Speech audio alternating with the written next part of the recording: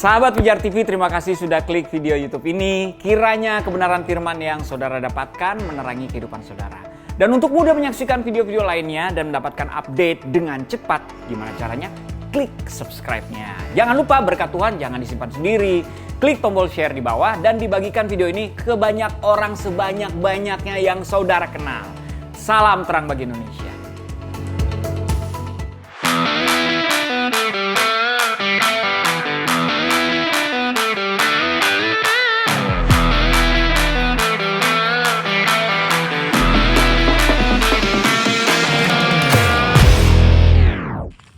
Yo, selamat bergabung di Jesus is the Answer bareng gue Christopher Tapi Heru. Program ini dibuat untuk menjawab pertanyaan-pertanyaan unik, sederhana, sehari-hari namun penting untuk dijawab berdasarkan kebenaran firman Tuhan. Program ini didukung oleh The Messenger Clothing, Ham Jeansku, dan Patrobas Shoes. Teman-teman bisa dapetin kaos yang gue pakai ini online at Messenger Store. Patrobas Shoes juga bisa kamu dapatkan secara online di Shopee atau Tokopedia. Tetap bisa dapetin juga nih jaket yang gue pakai ini online di online store-nya Ham Jeansku. Teman-teman juga bisa dapatkan kaos, sepatu, dan jaket ini gratis dengan mengirimkan pertanyaan atau cerita pengalaman dan atau mengirimkan permohonan doamu ke nomor WhatsApp di bawah setelah nonton program ini. Yang terpilih akan mendapatkan giveaway dari kolaborasi Pijar TV bareng The Messenger, Patrobas, dan Ham Jeansku. Kali ini kita akan bahas tentang dunia supranatural, tapi sebelumnya kita akan saksikan apa jadinya kalau sahabat muda Pijar ditanya soal berikut ini.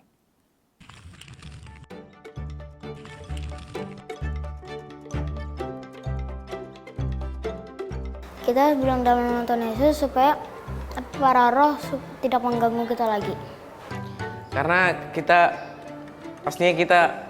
utamanya kita minta pertolongan Tuhan supaya kita nggak diganggu sama hantu-hantu atau jin-jin yang ada. Karena dengan kita mengucapkan dalam nama Tuhan Yesus itu bisa mengusir roh-roh jahat. Karena Tuhan itu selalu berserta kita. Karena dalam nama Yesus itu nama Tuhan Yesus ada kuasa. Saya nggak gitu. Kalau percaya malaikat apa? Percaya ada alam malaikat. Tergantung sih, kalau emang kata-kata sehariannya itu dalam nama Tuhan Yesus, ya kebiasaan lah jatuhnya, kebiasaan. Ya, karena yang serius ya, karena hanya lewat namanya dia semua bertekuk lutut. Mungkin itu orang refleks aja kali ya.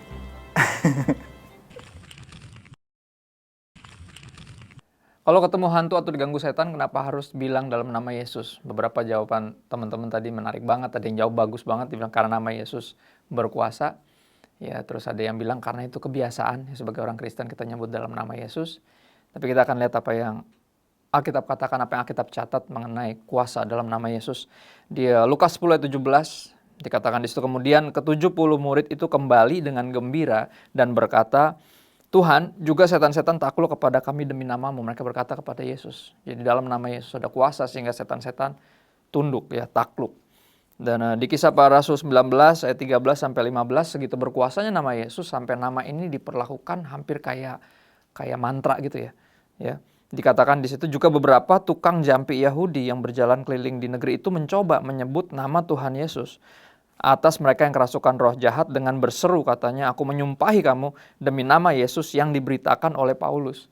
Jadi nampaknya mereka ini juga sebenarnya nggak percaya Yesus sebagai Tuhan dan nggak percaya. Tapi mereka somehow tahu bahwa nama ini berkuasa. Jadi dikatakan gitu, dalam nama aku menyumpahi kamu, ya, atau dalam nama Yesus yang diberitakan oleh Paulus.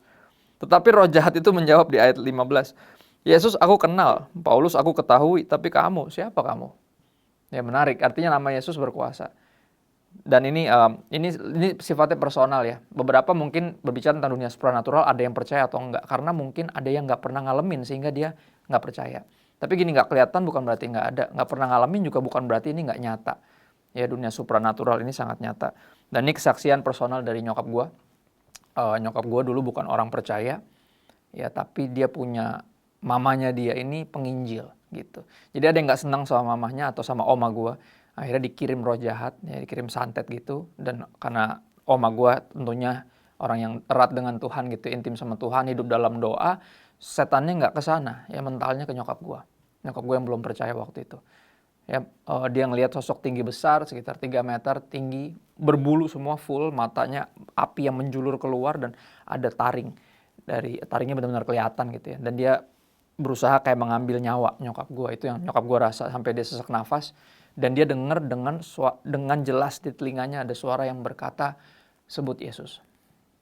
Sebut Yesus. Dan akhirnya dengan segenap tenaga yang tersisa gitu kan, nafasnya udah mulai sesak nafas, dia rasa nyawanya kayak mau diambil. Tersebutlah kata Yesus. Dia menyebut nama Yesus dan akhirnya setannya mental dan dia berusaha langsung lari tentunya ke mamanya yang adalah penginjil, seorang percaya, seorang hamba Tuhan yang percaya bahwa Yesus adalah Tuhan.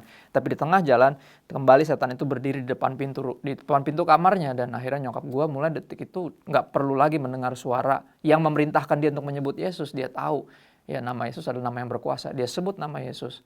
Sampai hari ini dia sebut nama Yesus. Ya, dan itu sebuah kesaksian powerful yang mengingatkan kepada kita bahwa nama Yesus berkuasa.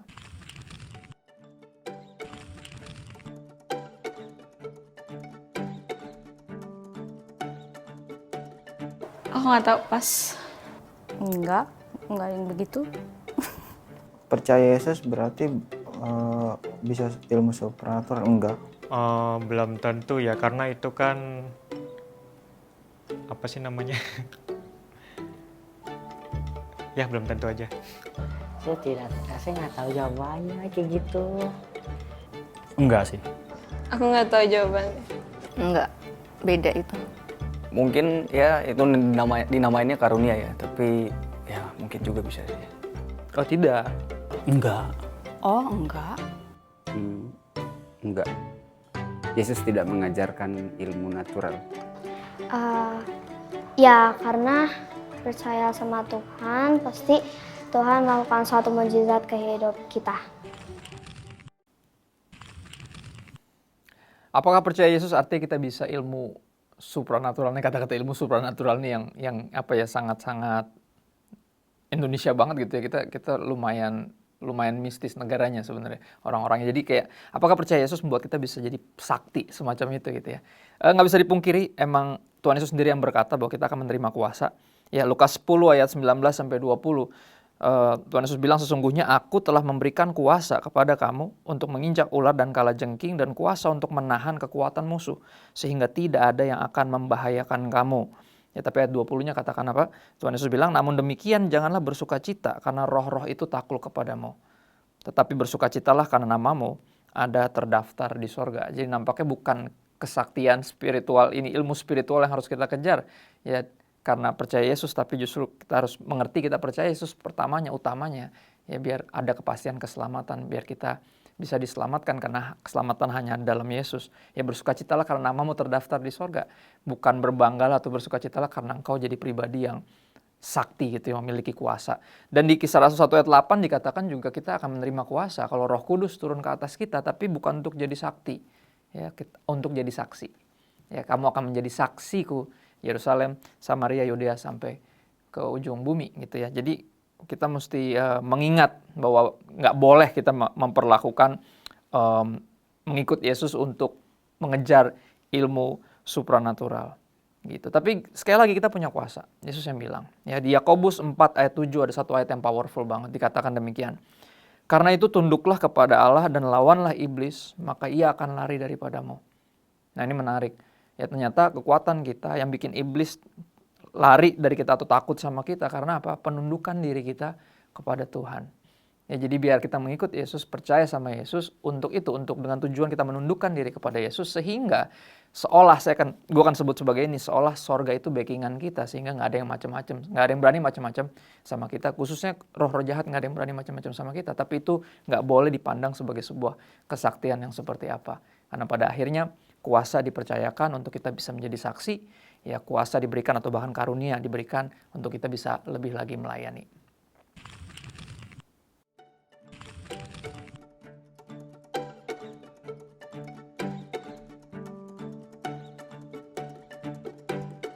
Setiap mau ambil keputusan itu ada yang yakin atau ada sebatas gangguan-gangguan yang itu bisikan-bisikan yang nggak jelas, mungkin yang ada bikin hati kita gelisah, mungkin dari situ. Peperangan rohani itu menurut saya apa ya? Ya kehidupan kita sehari-hari aja. Peperangan rohani itu ketika Tuhan memberikan kepada kita suatu musibah dan bagaimana cara kita untuk menghadapi musibah tersebut, itu namanya peperangan rohani. Menurut Eug ya, Di saat ada pilihan untuk melakukan sesuatu yang gak berkenan, tapi lo tetap pilih untuk merasa bebas memilih apa yang berkenan buat Tuhan. Peperangan rohani menurut saya adalah peperangan di mana kedagingan kita melawan roh kita. Jadi kita harus bertukuk lutut dengan roh kita gitu. Tidak boleh mengutamakan kedagingan kita. Gua nggak suka perang terus terang gitu loh. Gue orangnya cinta damai. Peperangan rohani itu seperti kita lagi sedang ada masalah, kita lagi berdebat sama Tuhan. Peperangan dalam alam roh. Peperangan rohani itu lebih kepada bagaimana kita mengalahkan sifat kedagingan kita dan lebih mengedepankan sifat-sifat kekekalan. Menarik, apa sih peperangan rohani itu? Basically Tuhan itu roh, setan juga roh, dan kita juga istilahnya hybrid dari jasmani dan juga rohani. Kita juga ada roh kita juga. Peperangan rohani adalah peperangan antara Tuhan dengan iblis, dan yang diperebutkan tentunya Anda dan saya. Bisa dikatakan seperti itu. Tapi gini, apa yang Efesus 6 ayat 10 sampai 12 katakan ini patut dipercaya sungguh-sungguh, dipegang sungguh-sungguh. Dia bilang gini, akhirnya hendaklah kamu kuat di dalam Tuhan. Jadi kita secara rohani harus memilih, jelas. Ya, pribadi yang kita anggap sebagai Tuhan, yang kita sembah sebagai Tuhan. Kita harus kuat di dalam Tuhan, di dalam kekuatan kuasanya. Kenakanlah seluruh perlengkapan senjata Allah supaya kamu dapat bertahan melawan tipu muslihat iblis. Ya, jadi yang melawan iblis adalah ya kita sendiri dengan kuasa Tuhan.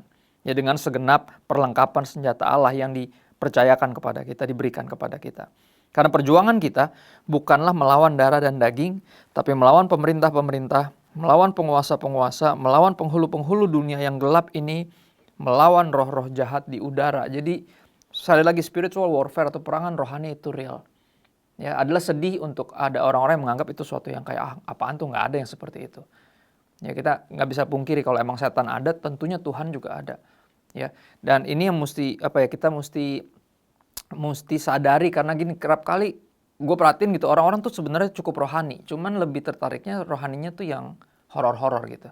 Ya, padahal Tuhan tuh kan juga roh, tapi kenapa kita lebih fokus ke setan daripada ke Tuhan?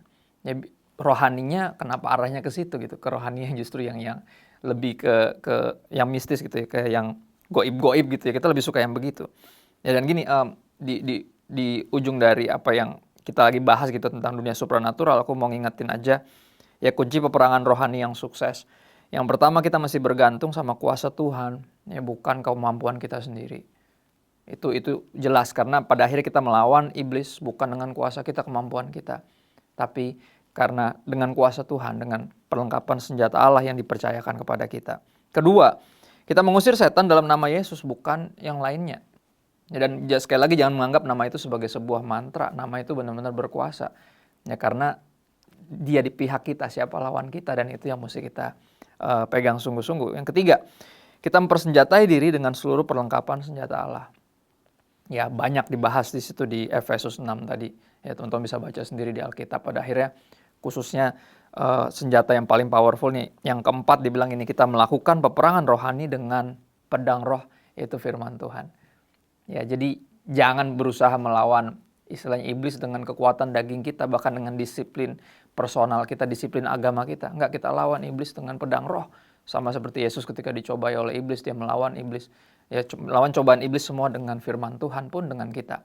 Ya, kita harus benar-benar pegang firman Tuhan bukan sebagai mantra, ya, tapi sebagai pegangan hidup kita, sebagai jadi suara yang paling kita dengarkan dalam hidup ini, sehingga kita nggak termakan oleh tipu muslihat iblis, karena senjatanya iblis adalah tipu muslihat. Ya, dan itu yang mestinya kita aware, kita mesti sadar, sehingga kita lebih dengerin Tuhan dan firman-Nya daripada dengerin iblis dan tipu muslihatnya.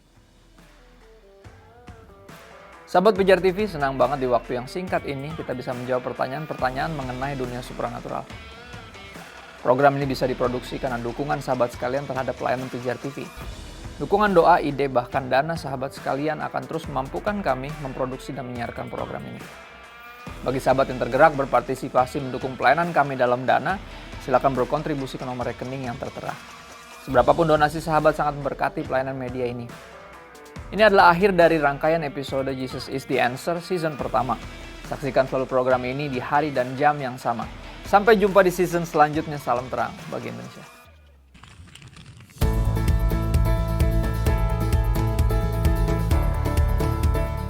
Sahabat Pijar TV, terima kasih sudah menjadi pemirsa setia program-program Pijar TV.